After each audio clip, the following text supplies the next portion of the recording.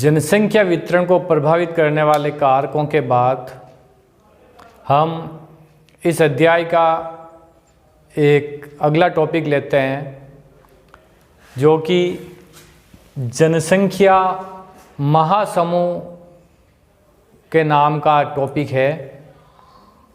हम देखते हैं कि विश्व में जनसंख्या का 80% भाग 20 डिग्री से 60 डिग्री उत्तरी अक्षांशों के मध्य मिलता है और विश्व का 50% भूभाग निवास के अनुकूल नहीं होने के कारण लगभग निर्जन है। तो इससे ये पता चलता है कि चूँकि कुछ भाग निर्जन है और कुछ भाग जो है वो जब 50% भाग जब निर्जन होगा तो जो सारी जनसंख्या जो है वो कुछ बाकी 50% भाग के अंदर ही रह रही होगी। और जब वितरण को प्रभावित करने वाले कारकों को जब अपन ने पढ़ा था तो उसमें विभिन्न कारक पढ़े थे, जलवायु है, आर्थिक कारक है, धार्मिक कारक है। तो इन सब कारकों की वजह से विश्व के अंदर जनसंख्या जो है कुछ विशेष क्षेत्रों के अंदर सीमित हो गई है, यानी कि वहाँ पर जनसंख्या के बड़े समूह बन गए हैं। तो ये जो जनसंख्या के समूह है ये कुछ 4 समूह है, कुल 4 समूह है जनसंख्या के। पहले हम देखते हैं कि परिभाषा क्या है कि जनसंख्या का एक बड़ा भाग विश्व के 4 विशाल क्षेत्रों में निवास करता है। 4 क्षेत्र है, विशाल क्षेत्र, जहाँ पर जनसंख्या का एक बड़ा भाग निवास करता है। और ये महाद्वीपों के कुछ विशेष भाग है जो जहाँ पर जनसंख्या रहने के लिए भौगोलिक रूप से उत्तम है। तो ये महाद्वीपों के कुछ विशेष भाग महासमूह कहलाते हैं जनसंख्या के। तो परिभाषा देखिए आप कि जनसंख्या का बड़ा भाग विश्व के 4 विशाल क्षेत्रों में निवास करता है जो भौगोलिक दृष्टि से महाद्वीपों के कुछ विशेष भाग है। इन विस्तृत बसे क्षेत्रों को जनसंख्या महासमूह कहते हैं। अब ये 4 क्षेत्र है तो 4 क्षेत्र देखिए कौन कौन से है। नंबर 1 है एशियाई जनसमूह, दूसरा यूरोपीय जनसमूह, तीसरा अमेरिकी जनसमूह और चौथा अफ्रीकी जनसमूह। तो इन महाद्वीपों के कुछ विशेष भागों में जनसंख्या का बड़ा जमावड़ा पाया जाता है। तो ये क्षेत्र या विशेष भाग जनसंख्या के महासमूह या जनसमूह कहलाते हैं।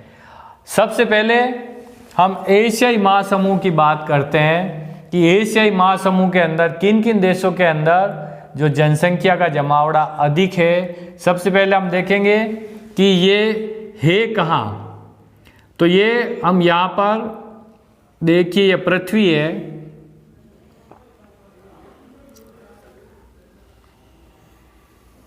और ये विषुवत रेखा है 0 डिग्री अक्षांश।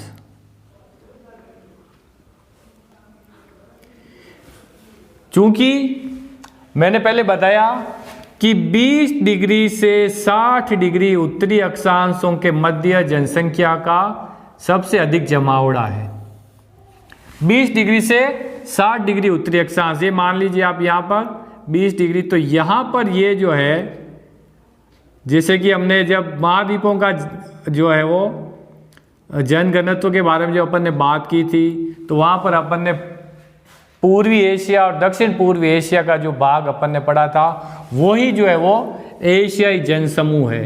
लगभग यहाँ पर जापान, चीन, हांगकांग, ताइवान और इधर जो है वो भारत, पाकिस्तान, थाईलैंड, इंडोनेशिया वगैरह। तो ये जो क्षेत्र है ये एशियाई जनसमूह के अंतर्गत आता है। इस जनसमूह की अपन विशेषताएं देखते हैं तो पता चलता है कि ये जो भाग है इस भाग को मानसूनी एशिया भी कहते हैं। मानसूनी एशिया यानी कि यहाँ पर वर्षा जो है मुख्यतः मानसूनी हवाओं द्वारा होती है, इसलिए इस क्षेत्र को जो है वो मानसूनी जलवायु है। और मानसून के कारण वर्षा होती है, तो ये क्षेत्र मानसूनी एशिया कहलाता है। ये जो है वो मुख्यतः 10 डिग्री से 40 डिग्री अक्षांशों के मध्य है। मुख्यतः 10 डिग्री से 40 डिग्री उत्तरी अक्षांशों के मध्य ये मानसूनी एशिया का क्षेत्र है। और यहाँ पर जो है वो ये पूरा क्षेत्र कृषि प्रधान क्षेत्र है। पूरा मानसूनी एशिया या एशियाई जनसमूह कृषि प्रधान है। जो भी देश इसके अंदर आते हैं वो कृषि से अपना जीवन निर्वाह करते हैं, सिवाय जापान को छोड़कर। जापान के अलावा पूरा क्षेत्र जो है वो कृषि प्रधान है। जापान तो एक औद्योगिक राष्ट्र है। तो ये जो क्षेत्र है यहाँ पर नदियों द्वारा बहाकर लाई गई उपजाऊ मिट्टी पाई जाती है, जिसके कारण यहाँ पर जो है वो ये कृषि अधिक होती है। इसलिए इस क्षेत्र के अंदर जनसंख्या का घनत्व भी अधिक पाया जाता है। अब इसके बाद जो है वो एक नेगेटिव पॉइंट देखते हैं इसका, कि इसकी क्या समस्या है। इस एशियाई जनसमूह की जो मुख्य समस्या है वो है तीव्र जनसंख्या वृद्धि। हम देखते हैं विश्व के जो 2 सबसे अधिक जनसंख्या वाले देश भारत और चीन, ये इसी एशियाई जनसमूह के अंतर्गत आते हैं। तो तीव्र जनसंख्या वृद्धि होती है यहाँ पर, और यहाँ पर जो वृद्धि की दर है वो है 2% प्रति वर्ष। वृद्धि दर जनसंख्या की 2% प्रति वर्ष है। तो ये एक मुख्य समस्या है एशियाई जनसमूह की। और जब अधिक जनसंख्या है तो यहाँ पर रोजगार, आवास और भोजन, निर्धनता, चिकित्सा, शिक्षा आदि की जो समस्याएं होती है, तो यह एशियाई जनसमूह की समस्याएं क्या क्या है। एक तो वृद्धि दर अधिक है, दूसरा रोजगार, चिकित्सा,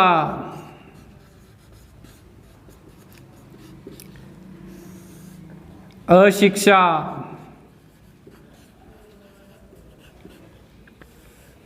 और जो है वो आवास और भोजन की जो समस्या है, आवास, भोजन की समस्याएं, और ये समस्या मुख्य रूप से तीव्र जनसंख्या वृद्धि के कारण है। अब इस एशियाई जनसमूह को भी 3 उप प्रदेशों के अंदर बांटा गया है। इस एशियाई जनसमूह के 3 उप प्रदेश है, आप लिख लीजिएगा। 3 उप प्रदेश है। 3 उप प्रदेश में कौन कौन से हैं। एक तो होगा आपका पूर्वी एशिया,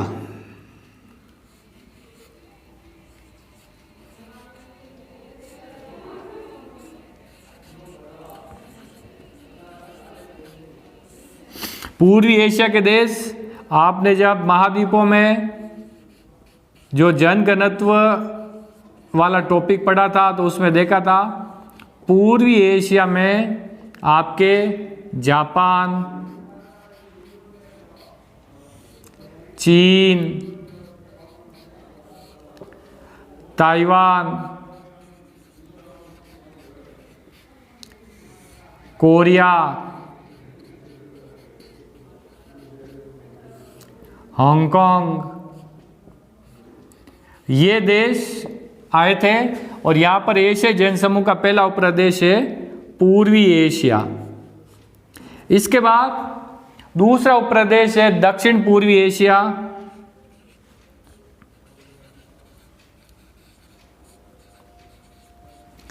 दक्षिण पूर्वी एशिया के देश वही अपना देश भारत, पाकिस्तान, बांग्लादेश, श्रीलंका और नेपाल, ये देश दक्षिण पूर्वी एशिया के देश हैं। और तीसरा जो है दक्षिणी एशिया,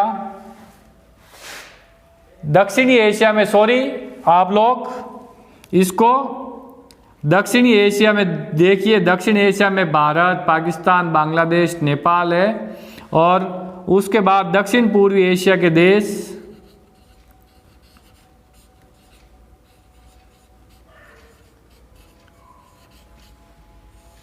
दक्षिण पूर्वी एशिया में थाईलैंड, म्यांमार, इंडोनेशिया, वियतनाम, ये दक्षिण पूर्वी एशिया के देश हैं जो कि एशियाई जनसमूह के उप प्रदेश है। तो पूर्वी एशिया में जापान, चीन, ताइवान, कोरिया, हांगकांग, और दक्षिणी एशिया में भारत, पाकिस्तान, बांग्लादेश, नेपाल और श्रीलंका, ये दक्षिणी एशिया है। दक्षिण पूर्व एशिया से कंफ्यूज मत होए, दक्षिण एशिया में ये देश है। और दक्षिण पूर्वी एशिया में थाईलैंड, म्यांमार, इंडोनेशिया, वियतनाम और फिलीपींस, ये जो देश है जो कि एशियाई जनसमूह के उप प्रदेश है। आशा है आपको ये चीज़ समझ में आई होगी। उसके बाद दूसरे हम यूरोपीय जनसमूह की बात करते हैं। एशियाई जनसमूह जो है, पहले हम देखा ये जो है सबसे बड़ा जनसमूह, ये भी आप एक नोट कर लीजिए, प्रथम स्थान रखता है और सबसे बड़ा जनसमूह है एशियाई जनसमूह। इसका भी ध्यान रखेंगे आप लोग। सबसे बड़ा है, इसके 3 उपप्रदेश है जो कि पूर्वी एशिया, दक्षिणी एशिया और दक्षिण पूर्वी एशिया है। इसकी मुख्य विशेषताओं में ये है कि ये मानसूनी एशिया कहलाता है, चूंकि यहाँ की जलवायु मानसूनी है, और मुख्यतः 10 डिग्री से 40 डिग्री उत्तरी अक्षांश के मध्य ये क्षेत्र है। कृषि प्रधान है सारे देश, जापान के अलावा। जापान में उद्योग धंधे अधिक है। उसके बाद यहाँ की समस्या ये है कि यहाँ पर जनसंख्या वृद्धि बहुत अधिक है, जो कि 2% की दर से, प्रतिवर्ष की दर से जो है यहाँ पर जनसंख्या बढ़ती है। और इसके अलावा रोजगार की, चिकित्सा की, अशिक्षा, आवास और भोजन की समस्या इस क्षेत्र की है। इसके बाद हम देखते हैं यूरोपीय जनसमूह। ये जनसमूह एशिया के बाद दूसरा बड़ा जनसमूह है, दूसरा बड़ा जनसमूह। और ये जनसमूह जो है वो 40 डिग्री से 60 डिग्री अक्षांशों के मध्य है। 40 डिग्री से 60 डिग्री अक्षांशों के मध्य। इसमें जब अपन ग्लोब के अंदर देखते हैं तो ये जनसमूह लगभग जो है वो आपको कहाँ दिखेगा, ये 0 डिग्री, ये यहाँ पर 60 डिग्री से 40 डिग्री से 60 डिग्री अक्षांशों के मध्य, यहाँ पर ये जो है वो यूरोपीय जनसमूह है। 40 डिग्री से 60 डिग्री अक्षांशों के मध्य। और यहाँ पर जनसंख्या जो है वो, रूस भी इसी यूरोपीय जनसमूह के अंतर्गत आता है। तो रूस सहित इस क्षेत्र की जनसंख्या 74 करोड़ है। 74 करोड़ जनसंख्या है रूस सहित इस यूरोपीय जनसमूह की। और सबसे बड़ी या सर्वाधिक जनसंख्या लिए हुए रूस को अगर छोड़कर देखते हैं तो यहाँ पर देश आता है जर्मनी। सर्वाधिक जनसंख्या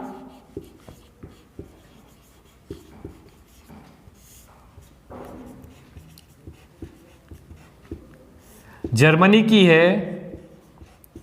यूरोपीय जनसमूह के अंतर्गत आप इसको ध्यान रखेंगे, जो कि लगभग 8.20 करोड़ है। 8.20 करोड़, यानी कि 8 करोड़ 20 लाख के करीब यहाँ की जर्मनी देश की जनसंख्या, जो कि यूरोपीय जनसमूह का सबसे बड़ा देश है।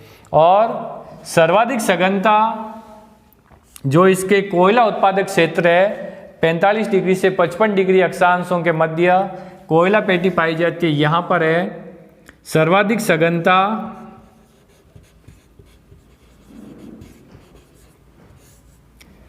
सर्वाधिक सघनता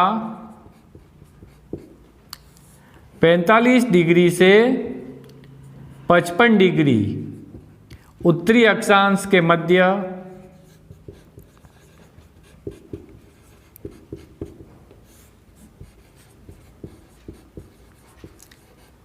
कोयला क्षेत्र जो है, जर्मनी के रूर वगैरह आप देखेंगे तो इन कोयला क्षेत्रों के अंदर सर्वाधिक सघनता है, जो कि 45 डिग्री से 55 डिग्री अक्षांशों के उत्तरी अक्षांशों के मध्य है। इसके बाद यहाँ की जनसंख्या जो है वो जब औद्योगिक क्रांति हुई थी 19वीं शताब्दी में, तो यहाँ की जनसंख्या गांवों को छोड़कर नगरों की तरफ आकर्षित हुई। तो यहाँ पर आप इसकी एक विशेषता ये भी लिखिए कि औद्योगिक क्रांति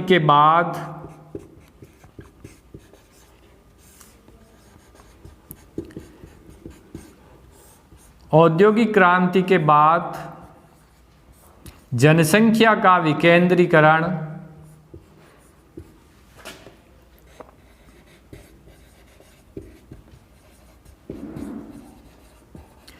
नगरों की ओर हुआ, यानी कि लोग नगरों की ओर गए, या क्योंकि नगरों के अंदर ही उद्योग धंधे लगे थे तो वहाँ पर अपनी रोजगार की संभावना को तलाशने के लिए लोग नगरों की ओर जो है वो जाने लगे। और यहाँ की जनसंख्या वृद्धि की जब अगर बात करते हैं तो यहाँ की जनसंख्या वृद्धि दर स्थिर है, जनसंख्या वृद्धि दर स्थिर है, क्योंकि जनसंख्या वृद्धि दर स्थिर है। क्यों स्थिर है?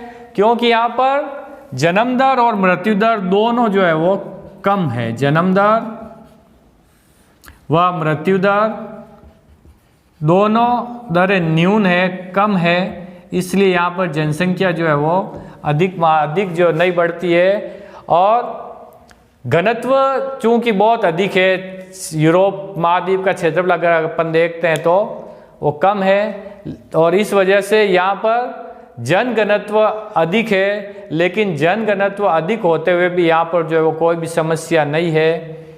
और लिखिए यहाँ पर जन घनत्व अधिक है लेकिन ये समस्या नहीं है, लेकिन ये समस्या उत्पन्न नहीं करता है। दूसरा, यहाँ पर जो है वो जो विनिर्माण है, यानी उद्योग धंधे हैं, विनिर्माण, यातायात और व्यापार अधिक मात्रा में है।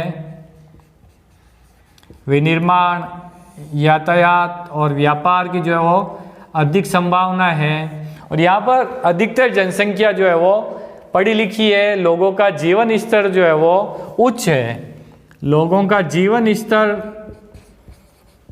उच्च है। और ये सभी देश विकसित देश है, सभी विकसित देश है। आप देखिए जर्मनी, फ्रांस, इटली, स्पेन और आप इंग्लैंड, नॉर्वे, स्वीडन, तो खैर वो आगे स्कैंडिनेवियन कंट्रीज में आ जाते हैं। यहाँ पर जो बेल्जियम है, नीदरलैंड है, ये देश जो है वो विकसित देशों के अंदर आते हैं। जीवन स्तर लोगों का बहुत ही उच्च है, शिक्षा भी है, नगरीकरण अधिक है, लोग अधिकतर नगरों में रहते हैं क्योंकि नगरों के अंदर जो है उद्योग धंधे है तो उनकी तलाश के अंदर। और दूसरा, जनसंख्या वृद्धि दर स्थिर है, जन्म दर और मृत्यु दर न्यून होने के कारण जनसंख्या अधिक नहीं बढ़ती है। और कुछ देश ऐसे हैं, जर्मनी वगैरह, फ्रांस वगैरह, कि जहाँ पर जो है वो जनसंख्या वृद्धि नेगेटिव में जा रही है, यानी कि जनसंख्या बढ़ने के बजाय घट रही है। तो यहाँ पर सरकार जो है वो लोगों को मतलब बच्चे उत्पन्न करने के लिए जो है वो अधिक सुविधा प्रोत्साहित करती है कि जिसके जितने ज़्यादा बच्चे होंगे सरकार उसको उतनी अधिक जो है वो सुविधाएं देंगी। तो यहाँ पर जनसंख्या वृद्धि को सरकार खुद प्रोत्साहित कर रही है कि आप जो वो सिर्फ 1 या 2 बच्चे नहीं बल्कि 3-3, 4-4 जो है वो आपकी संतानें होनी चाहिए, संतान उत्पत्ति को बढ़ावा दे रही है। तो कुछ देश ऐसे हैं जहाँ पर जनसंख्या वृद्धि दर न्यून है और सरकार जो है वो जनसंख्या वृद्धि को प्रोत्साहित कर रही है। तो ये यूरोपीय जनसमूह है। आप देखिए यहाँ पर 40 डिग्री से 60 डिग्री अक्षांशों के मध्य ये यूरोपीय जनसमूह दूसरा बड़ा जनसमूह है और इसकी अधिकतर जनसंख्या जो है वो 45 डिग्री से 55 डिग्री उत्तरी अक्षांशों के मध्य जहाँ पर कोयला क्षेत्र है वहाँ पर जो है वो अधिक जनसंख्या बसी हुई है। ध्यान से आप देखिए इनको। उसके बाद हम तीसरे जनसमूह की बात करते हैं जो कि अमेरिकी जनसमूह है। यहाँ पर देखिए आप लोग, ये तीसरा बड़ा जनसमूह है, तीसरा बड़ा जनसमूह। और ये जनसमूह जो है वो उत्तरी अमेरिका के उत्तर पूर्वी भाग के अंदर जो है वो पाया जाता है। उत्तरी अमेरिका का उत्तर पूर्वी भाग, उत्तरी अमेरिका का उत्तर पूर्वी भाग। देखिए यहां पर ग्लोब के अंदर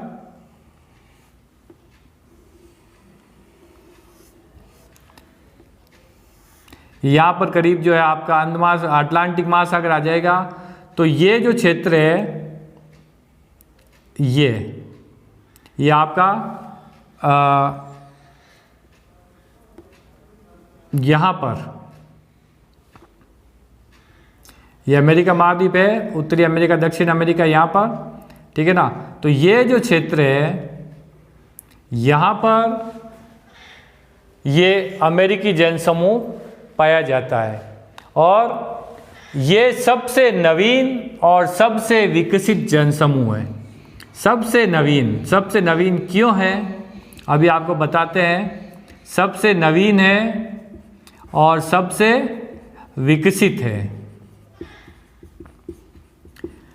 नवीन का मतलब ये क्यों, इसलिए कि यहाँ की जो अधिकतर आबादी है, अधिकतर जनसंख्या जो है वो यूरोप से प्रवास करके अमेरिका के अंदर आई है। 15वीं शताब्दी के अंदर जब अमेरिका की खोज हुई थी तो यूरोप के जो भी लोग थे, स्पेन हो चाहे फ्रांस हो चाहे डच हो इंग्लैंड हो, वो सब लोग प्रवास करके अमेरिका के अंदर आए। और जब अमेरिका के अंदर आए तो वहाँ के जो पढ़े लिखे लोग थे, जो इंटेलेक्चुअल लोग थे, वो लोग ज़्यादातर इस क्षेत्र के अंदर आए थे।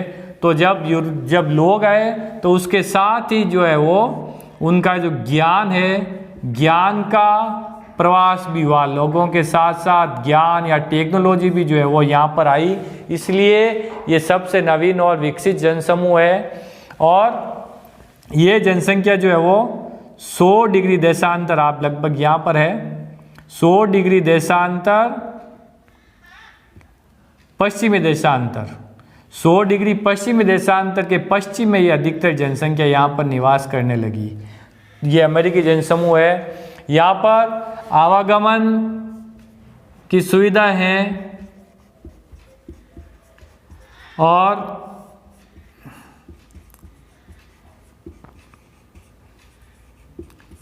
खनिज संसाधनों में भी ये क्षेत्र जो है वो अधिक विकसित है।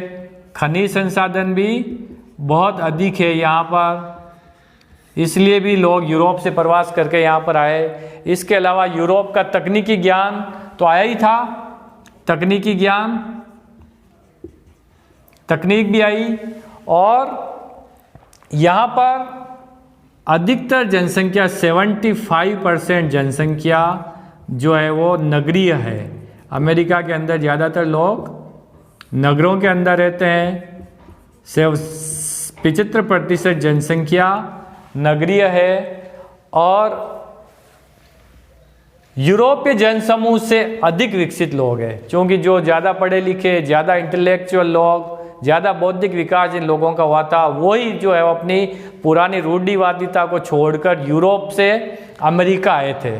तो इस अमेरिकी जनसमूह का जो है वो ज्ञान, तकनीक यूरोप से अधिक है, इसलिए ये अधिक विकसित और संपन्न है। इसकी एक विशेषता और देखिए, यूरोपीय जनसमूह से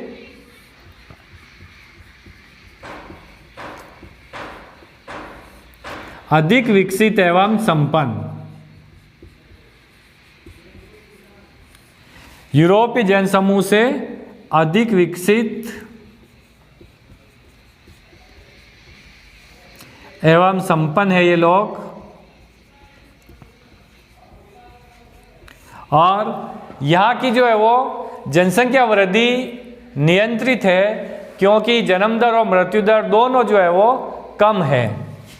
जनसंख्या वृद्धि नियंत्रित है, जनसंख्या वृद्धि नियंत्रित, क्योंकि जन्म दर व मृत्यु दर दोनों नियंत्रित है, ना तो अधिक है ना तो कम है। इसलिए अमेरिकी जनसमूह में जो है वो जनसंख्या वृद्धि नियंत्रित है। और इसके अलावा जनसंख्या यहाँ पर कम होने का कारण ये है कि जो दूसरे देशों से अब लोग अमेरिका की तरफ अगर आते हैं तो उनके प्रवास पर प्रतिबंध है।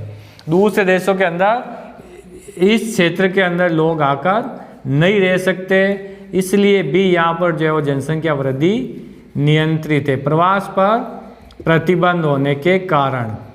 जन्म दर और मृत्यु दर भी कम है, नियंत्रित कंट्रोल में, और प्रवास पर भी नियंत्रण है। तो ये जो है वो अमेरिकी जनसमूह। अब हम बात करते हैं अफ्रीकी जनसमूह की। तो ये जो अफ्रीकी जनसमूह है ये सबसे पिछड़ा जनसमूह है, सबसे पिछड़ा जनसमूह। अफ्रीका महाद्वीप क्षेत्रफल की दृष्टि से एशिया महाद्वीप के बाद दूसरा बड़ा महाद्वीप है। क्षेत्रफल की दृष्टि से दूसरा बड़ा महाद्वीप एशिया के बाद। और यहाँ पर 2013 के अनुसार यहाँ की जनसंख्या जो है वो 110 करोड़ के लगभग थी। 110 करोड़ जनसंख्या है, जो कि विश्व जनसंख्या का लगभग 15.4% है। 15.4% विश्व जनसंख्या का है। और देखिए दूसरा बड़ा महाद्वीप है, लेकिन इस महाद्वीप का अधिकांश भाग जो है वो सारा मरुस्थल और कालाहारी मरुस्थल का भाग है। तो अधिक मरुस्थल होने के कारण, और दूसरा विश्वोत्तरीय के प्रदेश जो है वहाँ पर सघन वन पाए जाते हैं, बहुत ही अधिक वर्षा होती है तो सघन वन पाए जाते हैं। तो इस कारण इस महाद्वीप का 70% भाग भूभाग निर्जन है, जहाँ पर लोगों का निवास नहीं है, और सिर्फ 30% भाग पर ही आवास है। 30% भाग पर ही जो है वो जनसंख्या पाई जाती है। तो ये जो 30% भाग है, ये जनसंख्या जो इसके 3 क्षेत्रों के अंदर विकेंद्रित है। इसके 3 क्षेत्र है जनसंख्या विकेंद्रीकरण के। अफ्रीका जनसमूह में 3 क्षेत्र है, जो कि पहला है वह है नील नदी घाटी का क्षेत्र। नील नदी घाटी आप देखिए, मिस्र, लीबिया, इथोपिया वगैरह ये देश, यहाँ पर जो है वो अधिक जनसंख्या का विकेंद्रीकरण है। दूसरा गिनी तट, अफ्रीका के पश्चिम के अंदर अटलांटिक महासागर की तरफ नाइजीरिया, गिनी, ये जो देश है, यहाँ पर गिनी तट पर जो है वो जनसंख्या का जमावड़ा अधिक है। और तीसरा है दक्षिण अफ्रीका जो देश है, उसका दक्षिणी तथा पूर्वी तटीय भाग। दक्षिण अफ्रीका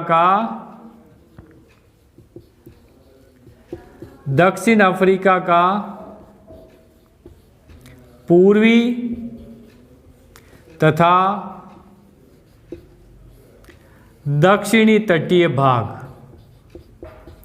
इस क्षेत्र के अंदर जो है वो जनसंख्या का जमावड़ा अधिक है, जनसंख्या सघन रूप से पाई जाती। तो ये अफ्रीकी जनसमूह के 3 अधिक जनसंख्या के क्षेत्र हैं। अपन इनको नक्शे के अंदर भी देखते हैं। देखिए नक्शे के अंदर ये जो क्षेत्र है, यहाँ पर मिस्र, इथोपिया, लीबिया वगैरह ये देश, ये नील नदी घाटी क्षेत्र है जहाँ पर अफ्रीका में जनसंख्या घनत्व अधिक पाया जाता है। ये नील नदी घाटी क्षेत्र है। और दूसरा गिनी तट, ये इधर अटलांटिक महासागर है, इधर ये गिनी, नाइजीरिया वगैरह ये जो तट है, यहाँ पर अफ्रीका में जनसंख्या का अधिक घनत्व है। तीसरा, यहाँ पर ये दक्षिण अफ्रीका देश है, इसका दक्षिणी और पूर्वी तटीय भाग, ये यहाँ पर ये अफ्रीकी जन समूह के देश है। तो आप नक्शे के अंदर लिख लीजिए, ये गिनी तट,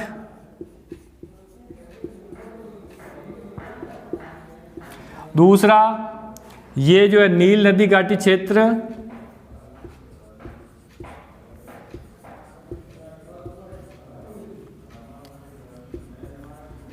और तीसरा ये दक्षिण अफ्रीका का भाग। ये अफ्रीका महाद्वीप के सघन बसे हुए क्षेत्र है, जो कि सबसे पिछड़ा जनसमूह है और लगभग 110 करोड़ की जनसंख्या है इस पूरे अफ्रीका महाद्वीप की। लेकिन इसका 70% भाग ही बसा हुआ है, बाकी 70% भाग निर्जन है और 30% भूभाग ही बसा हुआ है।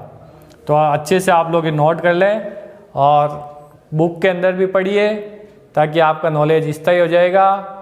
धन्यवाद। जय हिंद।